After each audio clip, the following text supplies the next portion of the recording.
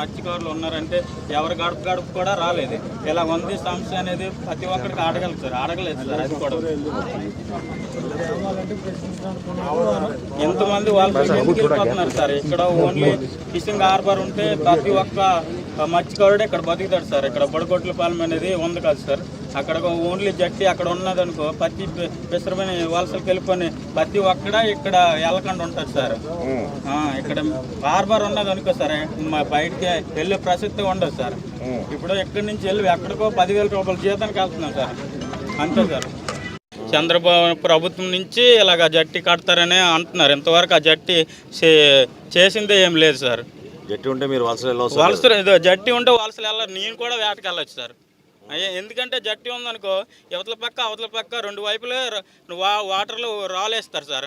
అంటే కెరటాలు ఎరక్కంట బోట్ రావడానికి కాలం అనేది ఉంటుంది సార్. అది ఉన్నదనుకో మనకు ఫ్రీగా జట్టి నుంచి బోట్లు లోపలికి వెళ్తాయి సార్. ఇప్పుడు ఫిషింగ్ హార్బర్ ఉన్నదనుకో బోట్లు అనేవి అన్నీ కడతారు. ప్రతి ఇంటింటికి కూడా ఒక తెప్ప బోటు అనేది ఉంటుంది. ఫిషింగ్ హార్బర్లోకి వెళ్తే ప్రతి ఒక్క మనిషికి ఒక్క రోజే 2,000 దొరకవచ్చు, 3,000 దొరకవచ్చు, 10,000 కూడా దొరకవచ్చు చేపలు పడితే.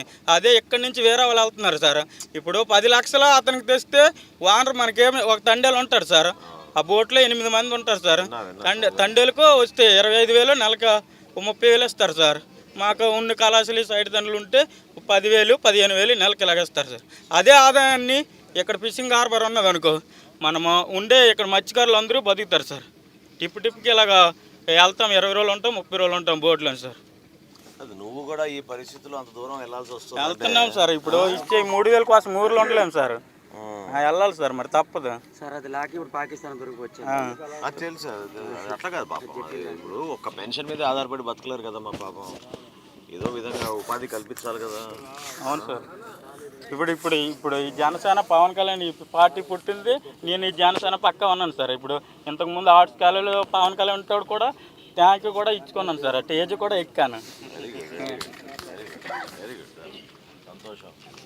కూడా స్టేజ్ ఎక్కుతాను. ఓకే సార్, చెప్పాను. సార్ ఉన్నారు కదా ఎనీ టైం ఉంటే పంచాయతీ పక్కన సార్ ఇప్పుడు